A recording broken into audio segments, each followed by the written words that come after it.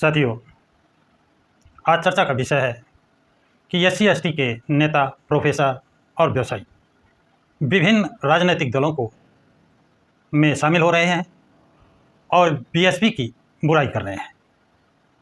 क्या ये वास्तव में अन्य नेताओं, अन्य पार्टियों में शामिल होकर अपने समाज का हित कर पा रहे हैं, हित कर पाएंगे या नहीं कर पाएंगे, ये मुख्य मुद्दा है।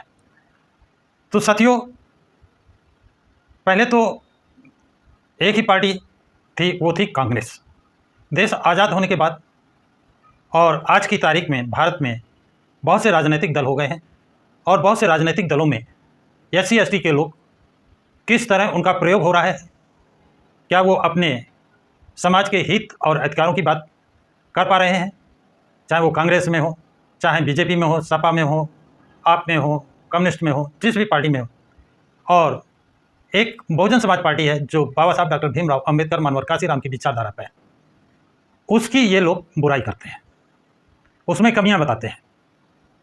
तो ये आप लोगों को डिसाइड करना है, निर्णय लेना है कि वास्तव में जो आपके समाज के नेता, प्रोफेसर, टीचर, व्यवसायी दूसरी पार्टियों में जाकर के क्या अपने समाज का हित, अधिकारों की रक्षा कर पा रहे हैं या नहीं। इसमें आपको एक मैं बाबा साहब डॉक्टर भीमराव अंबेडकर का भाषण का उल्लेख करूंगा, जो उनकी राइटिंग एंड स्पीचेस खंड 38 के पेज नंबर 7, 8, 9, 10 में प्रमुखता से छपा गया है। इसका शार्ट में आपके सामने प्रस्तुत करने का प्रयास कर रहा हूं। तो पहले कांग्रेस की बात करेंगे, क्योंकि जब हम बात शुरू कर रहे हैं उस समय कांग्रेस की सरकार थी। देश आज़ाद होने के बाद अन्य पार्टियों का उदय हुआ और क्या वो अन्य पार्टियां भी कांग्रेस के रास्ते पर चली हैं। तो साथियों, आइए मेन मुद्दे पर कि 1917 में भारत के अस्पृश्यों को, डिप्रेस क्लास के लोगों को, जिनको कुएं में, तालाब में पानी भरने का अधिकार नहीं था, मंदिर में जाने का अधिकार नहीं था, सड़कों पर चलने का अधिकार नहीं था, सड़कों पर चलते थे तो पीछे झाड़ू बांधना पड़ता था, गले में हंडी बांधनी पड़ती थी, उनको पढ़ने का अधिकार नहीं था, उनको बोलने का अधिकार नहीं था, उनको दिन में यात्रा करने का अधिकार नहीं था, सड़क पर चलने का अधिकार नहीं था, सार्वजनिक जलाशय से पानी लेने का अधिकार नहीं था, होटल में चाय पीने का अधिकार नहीं था। अब उस परिस्थितियों को ध्यान रखें और इन परिस्थितियों की जांच करने भारत मंत्री मॉन्टेग्यू भारत आए थे। तब डिप्रेस क्लास की ओर से कौन उनसे मिला था? उस समय दो नेता, एक का नाम था सर नारायण राव चंदावरकर और दूसरे का नाम था विठल रामजी शिंदे। ये दोनों नेता डिप्रेस क्लास का, अस्पृश्य समाज का प्रतिनिधित्व करते थे। अस्पृश्य समाज इनको अपना नेता मानती थी, इनसे ही पूछ करके, इनके कहने पर ही वो कोई कार्य करते थे। ये दोनों नेता भारत मंत्री मॉन्टेग्यू से मिले और उन्हें अपनी बातें मेमोरेंडम डिप्रेस क्लास के लिए सौंपी गई। अब इसके बाद दूसरा एक प्रतिनिधिमंडल, वो है डिप्रेस इंडिया एसोसिएशन के श्री गणेश आकाजी गवई और दूसरे किशन फागू बंसोड़े। ये भी कहते हैं मैं भी डिप्रेस क्लास और अस्पृश्यों की हित की बात करता हूँ, और ये भी उन बातों को लेकर के किसे मिले? भारत मंत्री मॉन्टेग्यू से मिले और मेमोरेंडम भी इन्होंने दिया। इस तरह दो प्रतिनिधिमंडल भारत मंत्री मॉन्टेग्यू से मिले। इसके पश्चात भारत में साउथ बरो कमेटी आई। साउथ बरो कमेटी किसके बाद आई है? भारत मंत्री के बाद, मॉन्टेग्यू के जाने के बाद तब भारतवासियों ने क्या मांग की? होम रूल की मांग की, स्वराज की मांग की। तो डिप्रेस क्लास की ओर से कौन? विठल रामजी शिंदे। इन्होंने अस्पृश्यों की मांग को लेकर सब जगह क्या एक प्रचार शुरू किया, प्रचार कहें या कुप्रचार किया, कि अस्पृश्यों के अलग प्रतिनिधित्व ना दे करके, अस्पृश्यों को अलग से प्रतिनिधित्व ना दे करके उनके हितों की रक्षा उच्च वर्गीय हिंदुओं के हाथों में सौंपी जाए। आप बात समझ रहे हैं कि ये अस्पृश्यों के, डिप्रेस क्लास के हितैषी हैं, उनके नेता हैं, और ये मांग साउथ बरो कमेटी से क्या रख रहे हैं कि अस्पृश्यों को, डिप्रेस क्लास के लोगों को उनका प्रतिनिधित्व उनको न दिया जाए। फिर किसको दिया जाए? उच्च जाति के हिंदुओं को दिया जाए। ये बात आप लोग समझ गए होंगे कि ये अस्पृश्य समाज के, आज के शेड्यूल कास्ट और शेड्यूल ट्राइब कास्ट का प्रतिनिधित्व किसको देने की बात कर रहे हैं? उच्च जाति के हिंदुओं को, सवर्णों को, उनको उनके हाथों में दी जाए। अब चंद्रावरकर और शिंदे के विचारों के खिलाफ, क्योंकि इनके विचारों को डॉक्टर अम्बेडकर ने पढ़ा था, सुना था, तो इनके खिलाफ डॉक्टर अम्बेडकर ने 26 जनवरी को अखबार एक था, टाइम्स निकलता था, उसमें इन्होंने एक लेख प्रकाशित किया था, लेख लिखा था, वो टाइम्स अखबार में प्रकाशित हुआ था। उसका शीर्षक था a Mahar on home rule, a Mahar on home rule. इस लेख में उन्होंने मुख्यतः क्या चीज़ लिखी थी? ये हिंदू अपने घर की गंदगी साफ करने को तैयार नहीं हैं, तो ये स्वराज क्यों मांग रहे हैं? गंदगी मैंने अभी आपको बताया कि ये जो अस्पृश्य हैं, डिप्रेस क्लास के लोगों को जल में पानी, जलाशय से पानी, कुएं से पानी, तालाब से पानी, सड़कों पर नहीं चलने देते, मंदिर में नहीं जाने देते, होटलों में खाना नहीं खाने देते, चाय नहीं पीने देते, सड़कों नहीं चलने देते, शिक्षा नहीं ग्रहण करने देते, नौकरी नहीं करने देते, तो ये अपने घर की सफाई करने को तैयार नहीं है, तो ये स्वराज क्यों मांग रहे हैं? स्वराज क्यों मांग? इसलिए अस्पृश्य प्रतिनिधियों के जरिए अस्पृश्यों के विचार साउथ बॉर्डर कमेटी के सामने रखने की जरूरत पैदा हो गई है। यदि अस्पृश्य प्रतिनिधि अस्पृश्यों की बात नहीं रखेंगे तो अस्पृश्यों को, शेड्यूल कास्ट के लोगों को क्या समस्याएं हैं, साउथ बॉर्डर कमेटी को पता ही नहीं चलेगा।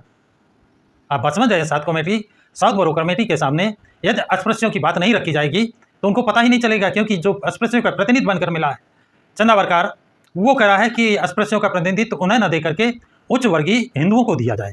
अब आगे देखिए, समझिए, समझने की बात है कि डॉक्टर अम्बेडकर ने कोशिश करके साउथ बॉर्डर कमेटी के सामने अस्पृश्यों की राजनीतिक मांगें प्रस्तुत करने के लिए अवसर प्राप्त कर लिया। इन्होंने मांग रखी साउथ बॉर्डर कमेटी के सामने, अस्पृश्यों की मांग अस्पृश्य रखेंगे और उसके लिए इनको मौका दिया जाए। South border committee doctor Ambedkar की बातों से सहमत हुई और उन्होंने डॉक्टर अम्बेडकर को अस्पृश्यों की मांग रखने के लिए, राजनीतिक मांगें रखने के लिए उनको समय दिया। कमेटी के सामने डॉक्टर अम्बेडकर और शिंदे ने अस्पृश्यों की मांगें अलग अलग नज़रिए से प्रस्तुत की।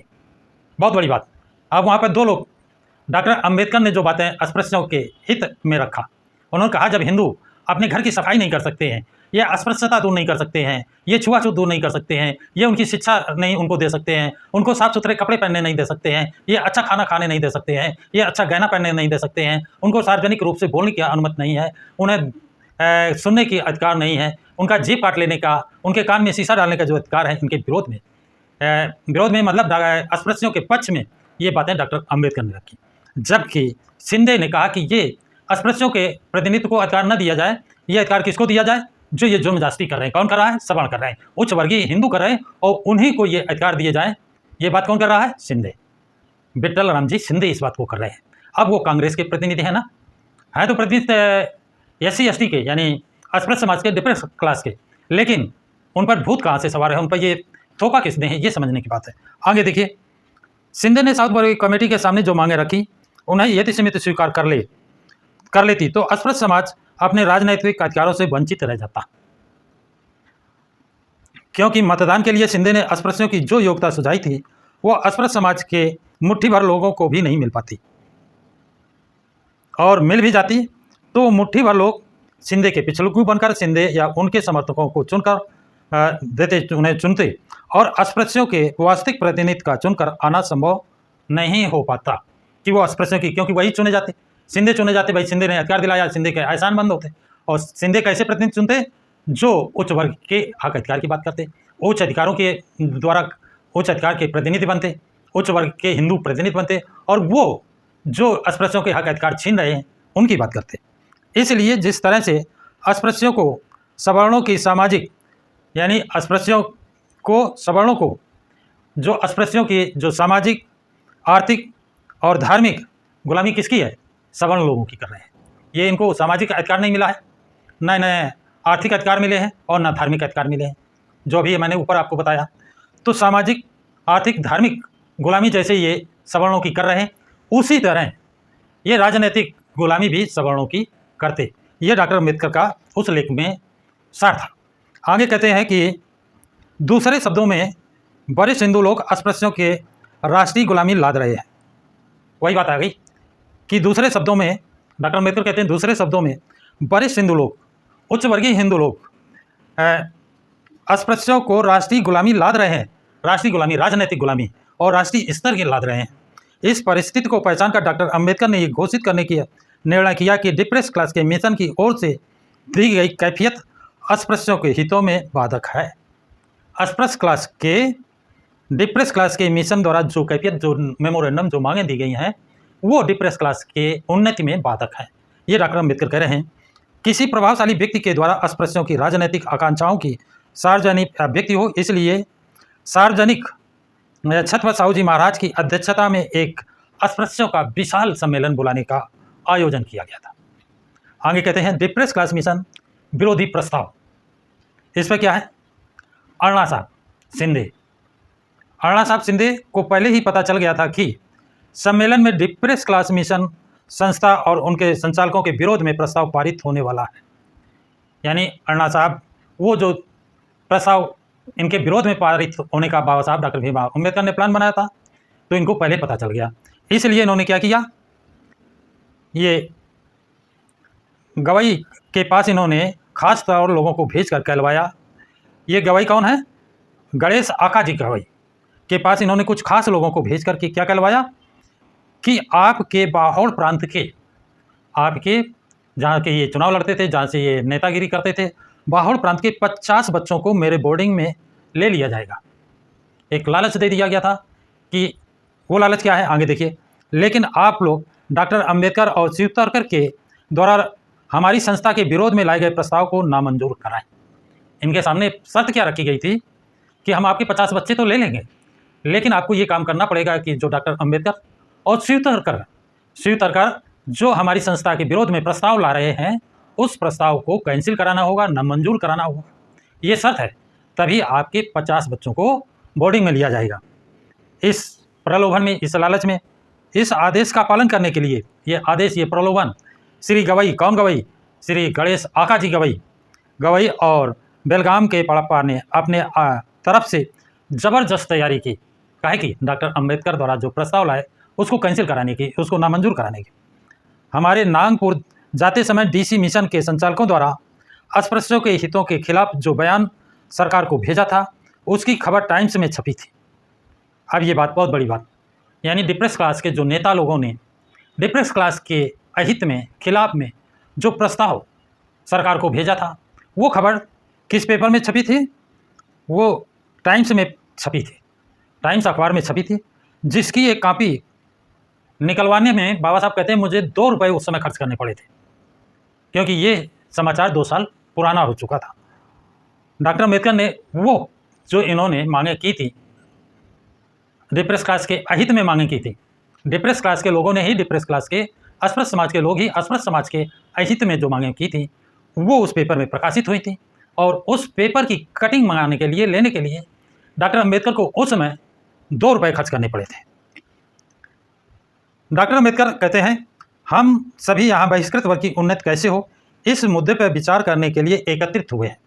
समारोह में, समाज में, मीटिंग में वो कह रहे हैं, यदि कोई हमारी उन्नति में बाधक बन रहा हो, या फिर चाहे बहिष्कृत वर्ग का हो या उच्च वर्गीय हिंदू या कोई संस्था हो, यदि वो हमारे हितों के खिलाफ काम कर रही हो, जिसने पहले खिलाफ काम किया हो, उसका विरोध हमें करना चाहिए या नहीं। अब डॉक्टर अम्बेडकर ये बात समाज से पूछ रहे हैं, सभा को संबोधित करते हुए, कि जो लोग हमारे डिप्रेस क्लास अस्पृश्य समाज के लिए अहित में काम कर रहे हैं, या पहले किया हो या अब कर रहे हैं, उनका हमको विरोध करना चाहिए या नहीं करना चाहिए। अब समाज क्या कहता है, सुनिए। यह सुनते हुए सभी प्रतिनिधियों ने एक स्वर में कहा, हमारी प्रगति के रास्ते में आने वाले व्यक्ति या संस्था का विरोध किया जाना चाहिए, चाहे वो क्या ये बात आप सभी को स्वीकार है? यानी जो प्रतिनिधि, जो समाज बैठा था, वो समाज ने कहा, बाबा साहब ने, डॉक्टर अम्बेडकर ने जैसे बात रखी तो उन्होंने कहा, चाहे वो नेता हो, समाज हो, संस्था हो, अगर हमारे अधिकारों के हित के विरोध में बात करता है तो उसका हमको बहिष्कार करना चाहिए। क्या यह बात सभी लोगों को स्वीकार है? बाबा साहब पूछते हैं, क्या ये बात सभी को स्वीकार है? और एक बार नहीं, 2 बार नहीं, 3 बार जनता से कहलवाया कि हाँ, मुझे ये बात स्वीकार है। जो हमारे हित अधिकारों के खिलाफ बात करेगा, चाहे वो नेता हो, चाहे संस्था हो, जो भी हो, हम उसका विरोध करेंगे। यह सवाल डॉक्टर अम्बेडकर ने प्रतिनिधियों से 3 बार पूछा। इसके बाद उन्होंने शिव तरकर से टाइम्स अखबार की प्रति मंगवाई और उसमें डिप्रेस क्लास मिशन की संस्था सरकार को भेजे गए बयान को पढ़कर सुनाया। ऐसे नहीं, अब वो उस अखबार की कटिंग जो उन्होंने 2 रुपये में खरीदी थी, वो समाज को पढ़कर सुनाया कि इन्होंने आपके अहित में, आपके खिलाफ में, आपके विरोध में क्या क्या इन्होंने लिखा था, ये जानिए। ये डॉक्टर अम्बेडकर कह रहे हैं, मैं नहीं कह रहा हूँ, ये अखबार कह रहा है। अखबार में छपा था, 2 साल पहले छपा था, जिसकी कटिंग मंगाने के लिए मुझे 2 रुपये, उस समय समझिए 2 रुपये का महत्व कितना था, तो वो 2 रुपये खर्च करके वो कटिंग बाबा साहब ने मंगाई थी। उनका ऐसा असर हुआ उस बयान का और कटिंग को सुनने के बाद अखबार की कटिंग, ऐसा असर हुआ कि गवाई और उनके सहयोगियों के हौसले पस्त हो गए और बाद में आम राय से प्रस्ताव पारित किया गया। वो प्रस्ताव क्या हुआ है कि अब आम राय से जो प्रस्ताव पारित होते हैं ये भी सुन लीजिए। बहिष्कृत वर्ग की उन्नति के लिए स्थापित हुए डिप्रेस क्लास मिशन के बयान दिया था कि संशोधित काउंसिल में बहिष्कृत वर्ग के जो प्रतिनिधि लिए जाने हैं उन्हें सरकारी नियुक्ति या जाति पर आधारित संस्थाओं से न लिया जाए, वरन उन्हें गैर बहिष्कृतों द्वारा काउंसिल के लिए चुने गए प्रतिनिधियों द्वारा नियुक्त किया जाए।